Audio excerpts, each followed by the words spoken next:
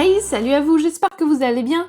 Donc aujourd'hui, je vais vous faire une vidéo que j'ai pas faite depuis plusieurs mois parce qu'il y en a une que j'ai postée il y a pas si longtemps quand même, mais elle date un petit peu. Donc il y a quelques mois, je vous avais présenté un collier que j'avais réalisé qui coûte une blinde si jamais je devais le vendre, mais je le vendrai pas parce que après 10 heures de travail, non. Bon, après si quelqu'un veut vraiment que je lui fasse le même collier, bon, d'accord, mais il faudra y mettre le prix, hein. Parce que 10 heures de ma vie, voilà, c'est pas rien de consacrer 10 heures à un collier.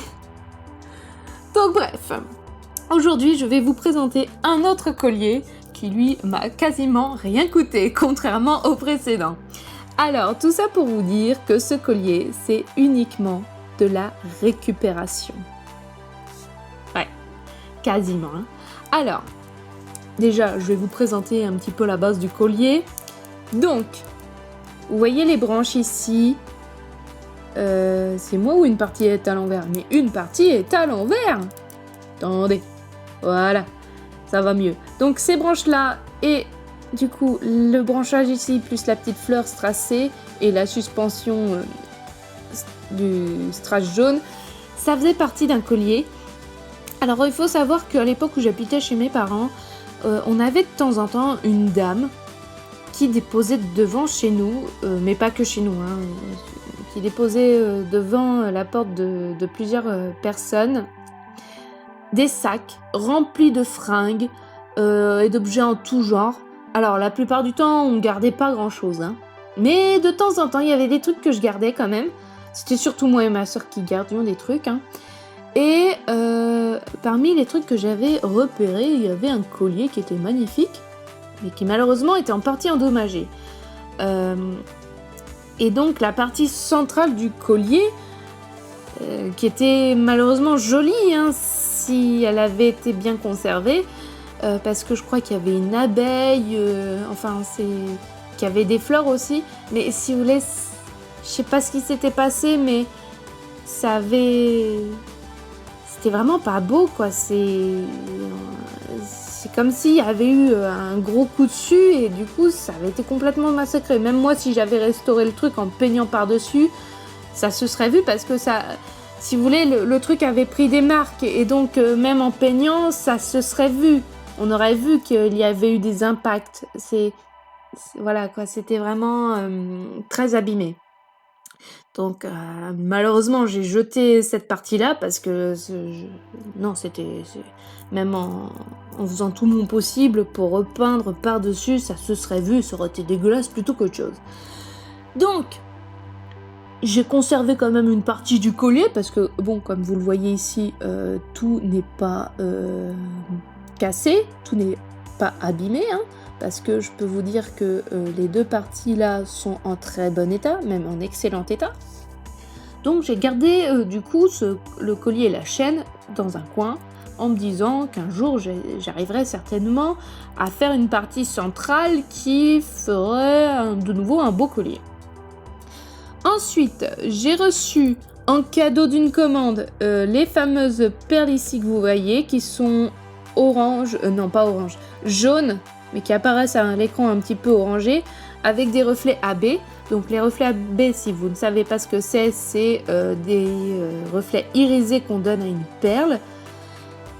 Donc, moi je dois vous dire que je suis pas du tout couleur de feu, hein. Je suis... Bon, pourtant j'ai fait une coloration rousse, mais ça c'est encore autre chose. Mais, ouais, dans mes vêtements, dans mes bijoux, je porte quasiment pas du tout de jaune, d'orange ou même du rouge. Encore le rouge ça va et en plus je trouve que ça me va super bien au teint. Mais alors, les deux couleurs que j'ai probablement le plus en horreur, ça va être l'orange, ça c'est sûr, l'orange je trouve ça trop agressif, c'est vraiment pas beau, et le jaune, mais ça dépend certains jaunes, hein. Ça dépend lesquels. Mais en règle générale, c'est pas mes couleurs de prédilection, c'est pas celles que je préfère. Donc quand j'ai reçu ces perles fastées, je me suis dit putain qu'est-ce que je vais en faire parce que la plupart de mes perles sont bleues, vert, rose violette, blanche. Donc si vous voulez un petit peu des teintes qui... Bah c'est un petit peu difficile de combiner ce genre de teinte avec du jaune. Sans compter qu'en plus les perles fastées que ici présentes font, je dirais à l'œil nu, 8 à 10 mm de diamètre. Donc c'est pas les petites perles, ça commence à être gros quoi pour une perle. Donc faire une réalisation avec des perles aussi grosses, ça commence à être compliqué. Moi, la plupart du temps, quand je fais des bijoux, j'utilise vraiment des petites perles qui font 4 mm, pas plus. Donc c'est vraiment tout petit. Ça, pour moi, c'est déjà des grosses perles. Donc, j'ai une double difficulté. Non seulement les perles sont grosses, mais en plus, c'est pas ma teinte de prédilection. C'est pas mes teintes. Voilà. Ensuite, lors d'une brocante qui remonte à 6-7 ans, donc on remonte sur du 2012-2013, j'ai acquis ces cœurs qui forment une fleur. Hein. Donc, en fait, c'était quelqu'un qui vendait une petite boîte remplie de perles, dont les fameux petits cœurs. Et bon, c'était les perles dont j'étais le moins fan. Mais n'empêche, pour le prix de la boîte, ça devait être 50 centimes ou 1 euro, je sais plus. J'avais quand même pas mal de perles différentes de qualité parce que j'avais du Swarovski en grande majorité, dont les fameux cœurs. Ça, c'est du Swarovski. Et je me suis dit, bon, même si c'est pas mes teintes, que ça tire sur le orange, bon, je trouverais bien quand même quelque chose à faire avec. Et lors d'une autre brocante qui là est beaucoup plus récente, parce que ça doit faire 3-4 ans, donc on monte sur du 2016-2015,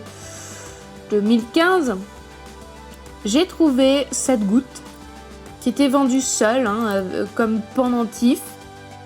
Donc un truc comme ça, aussi gros, tout seul, soit on n'aime pas, mais moi j'aime pas, je trouve ça triste. J'aime bien quand c'est agrémenté d'autres choses.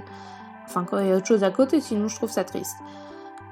Ce truc-là, c'était vendu, je sais plus le prix exact, mais je pense que j'ai eu à débourser entre 50 et 2 euros grand max. Et regardez ma main. Vous voyez la taille de la goutte? Elle est énorme. Je peux vous dire, bon, ça c'est pas du cristal, parce qu'il y a une espèce de défaut à l'intérieur, on a des espèces de rainures, zébrures, je sais pas comment on dit. Donc c'est un petit défaut de fabrication, mais quand on met contre la peau, ça se voit pas. Hein. C'est vraiment que si on regarde par transparence, là en effet on voit. Mais je veux dire le reste, les bords, le dessus, le dessous, pas de paix. Ou alors des très très petits. Mais enfin, bon, c'est pas des gros pets où on me dit « Ah, j'ai un peu dommage, hein. » Là ça se voit beaucoup. Non. Donc, 2 euros grand max. Pour la taille du bébé, c'est cadeau. Parce que si j'avais eu à acheter ça, que ce soit en verre ou en Swarovski, un truc comme ça, j'en aurais facilement pour une dizaine d'euros si ça avait été du Swarovski, parce qu'il faut bien voir que ce genre d'élément coûte extrêmement cher au vu de sa taille. Ça coûte une blinde.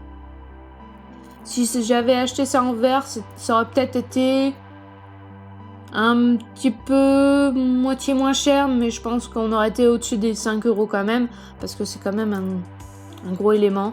C'est taillé correctement des deux côtés.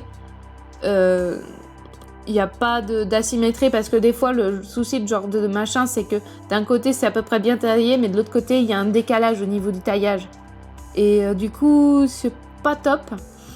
Et donc là, franchement, ça c'était cadeau. Donc je me suis ruée dessus et je me suis dit à un moment donné, je trouverais bien une utilité à cette immense goutte. Et donc, comme pour le collier des dinosaures que je vous avais présenté il y a de cela, perpète, avec une amie, Amandine aussi, hein, comme moi. D'ailleurs, collier des dinosaures qui a été vendu à une autre de mes amies qui l'avait kiffé autant qu'Amandine. J'étais verte parce que moi, c'était pas du tout mon trip, j'y avais pas du tout mis mon âme dans ce collier, parce que les fameuses perles dinosaures que je présente dans cette fameuse vidéo, Et j'avais reçu ça en cadeau comme pour les perles fastées jaunes. Et comment vous dire que bon, les dinos, c'est pas du tout mon domaine. Donc j'ai réalisé un collier qui s'est vendu, comme quoi. Mais voilà quoi, je me suis dit qu'est-ce que j'allais en faire. Et ben c'est un peu le même problème que ce truc-là, je me suis dit qu'est-ce que j'allais en faire. Tout ça pour vous dire que oui, vis-à-vis du collier des dinosaures, ça a été la même chose pour ce collier-là. C'est-à-dire qu'à l'époque, avant que j'ai ma boîte à couture et toutes mes autres boîtes de rangement pour mes perles, j'avais en fait déjà beaucoup moins de perles et c'était rangé dans un grand sachet de plastique. Donc j'avais mes petits sachets qui contenaient mes perles qui étaient contenus dans un grand sachet. Voilà pour l'histoire. Et quand je faisais du coup une réalisation, je vidais ce sachet sur mon lit. Et du coup, j'avais mes perles un petit peu éparpillées et c'est comme ça aussi que des fois, je voyais des combinaisons gagnantes. Et ça a été le cas du coup pour ce collier. Parce que, ouais, quand j'ai vu les perles, je me suis dit, oh, je sais ce que je vais faire. J'ai tout de suite eu le flash. Je me suis dit, vous, les perles comme ça, je vais vous mettre en suspension sur le collier. Et ça, je vais, pour les cœurs, faire une fleur avec 4 pétales qui va me servir de bélière pour la goutte. Alors, si vous ne savez pas ce que c'est qu'une bélière. Alors, il s'agit de 7 éléments-là sur un pendentif. C'est ce qui vous permet de faire en fait passer votre chaîne. Tout simplement. Donc, en fait, voilà, j'ai vraiment du coup assemblé les fameux cœurs pour faire une fleur et donc une bélière pour maintenir ma goutte et à force j'ai assemblé tout ça, ça m'a fait un collier que j'adore et pourtant je suis pas du tout jaune ou orange mais c'est vrai que c'est un collier que j'adore porter en été parce que bah vous voyez au niveau des couleurs bah c'est l'été quoi, c'est chaud, c'est agréable, c'est pétillant, c'est rempli de gaieté quoi, c'est voilà, vraiment très fan. En plus il m'a quasiment rien coûté ce collier, donc voilà quoi. Je peux en être que contente. Donc voilà, du coup pour cette présentation. Si vous avez dans vos tiroirs un bijou que vous affectionnez, ou même des bijoux, hein, parce que ça peut être plusieurs, hein, que vous affectionnez, mais que vous ne portez plus parce qu'ils sont endommagés, abîmés, n'hésitez pas à me contacter si cela vous intéresse, je pourrais vous le restaurer, vous le transformer, hein, comme c'est le cas pour ce collier, où mine de rien, bah, à la base, il avait une tête différente, hein, parce que j'ai conservé quand même une partie, mais voilà, la partie centrale, j'ai dû l'acheter, et j'ai mis autre chose à la place. Donc pour moi, ce collier, c'est une transformation, hein. Je considère ça comme étant une transformation parce que j'ai conservé une partie du bijou, mais j'ai rajouté des éléments pour lui donner une seconde vie. Donc, si vous avez des bijoux que vous aimeriez reporter mais que vous ne pouvez pas parce que bah, ils sont pas en état, n'hésitez pas à me contacter, je serai ravie de collaborer avec vous. Bon, bien sûr, ça sera pas gratuit, c'est normal, hein, parce que je mettrai du temps à remettre en état votre bijou, hein, mais voilà, si jamais ça vous intéresse, n'hésitez pas. Vous avez du coup les liens de mes boutiques en description. Vous m'envoyez un message, vous me dites un peu votre projet si vous avez des idées, hein, déjà sur ce que vous voulez. Sinon, je vous ferai des propositions, il n'y a pas de souci.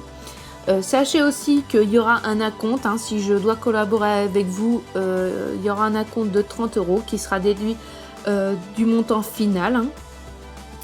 Ou alors je vous rembourserai si jamais j'ai perçu trop de votre part, hein. Il n'y a pas de souci, je serai réglo là-dessus, je suis quelqu'un de réglo. Mais oui, une fois j'ai réalisé en fait une parure pour quelqu'un. Évidemment, elle me l'a pas acheté, elle a dit « Oh, j'ai trouvé moins cher ailleurs » parce qu'elle avait mis en concurrence plusieurs créatrices et ça, c'était pas correct. On l'a un peu découvert par hasard. J'ai contacté tout de suite une des créatrices que j'avais pu identifier en lui disant changer vos conditions de vente, comme quoi vous n'accepterez pas de remboursement contre un collier, enfin pas un collier, mais un bijou personnalisé, ou porté, ou les deux. Enfin, assurez vos arrières parce que cette personne-là n'est pas correcte du tout. On était 3 créatrices mises en concurrence. Il y en a une que j'ai pas pu identifier, mais il y en a une autre que oui, j'ai pu identifier. Et donc voilà, elle nous mettait en concurrence pour les prix parce qu'elle voulait un truc pas trop cher mais avec de la qualité évidemment. Sauf que non, à un moment donné, faut bien se rendre compte que ce genre de réalisation et les réalisations que je peux réaliser qui sont en boutique, ça prend du temps. Les matières premières que moi j'achète, c'est de la qualité, hein. C'est du Swarovski, c'est même des perles d'eau douce pour certaines. Je veux dire, c'est pas des perles qui sont données. Donc c'est normal que les prix soient élevés et c'est aussi normal que les prix soient très élevés, entre guillemets, parce que moi je m'inclus un taux horaire et la plupart des créatrices et des créateurs ne mettent pas dans leur prix de vente en fait un taux horaire alors que c'est normal. Moi avant je le faisais pas et j'ai eu une formation en anglais en 2017. À un moment donné je me suis présentée et j'ai dit que je faisais des bijoux et du coup alors là tout le monde était intéressé pour découvrir ce que j'ai fait et là j'ai fait une vente exceptionnelle. Là j'en ai vendu pour je crois plus de 200 €, c'était énorme et tout le monde me disait mais c'est pas cher, augmente tes prix. Pour vous dire, toutes celles qui ont suivi la formation avec moi m'ont payé plus cher que le prix de vente. Elles me donnaient plus parce qu'elles estimaient que je méritais plus. Donc ce qui était assez formidable. Donc depuis cette époque, j'ai effectivement réévalué mes prix à la hausse en incluant un taux horaire. Ça m'a pris d'ailleurs énormément de temps à faire cette mise à jour au niveau des prix. Mais pour moi, les prix maintenant sont corrects parce qu'elles reflètent la valeur du temps que j'y passe, du matériel que j'investis dedans. C'est effectivement une passion pour moi, mais ça demande aussi beaucoup de temps et d'investissement. Donc, vous soyez pas étonnés de mes prix, c'est normal, ça inclut le temps que j'y passe. Et donc, l'acompte de 30 €, je ne le trouve pas excessif. Parce que c'est juste pour mettre une barrière à l'entrée, pour éviter que des gens profitent de moi comme ça a été le cas par le passé. Une fois ça m'a suffi, on ne fera pas le coup de 2 fois. Donc si vous voulez que je vous fasse une restauration, une transformation ou même une commande personnalisée, il n'y a pas de problème, ça sera avec plaisir. Mais en face, comprenez bien que je vous demanderai un minimum. Donc voilà, c'était tout. J'espère que vous avez aimé cette vidéo. N'hésitez pas à liker, à commenter ou à vous abonner si ce n'est pas déjà fait. Et moi, je vous dis à très bientôt. Bye!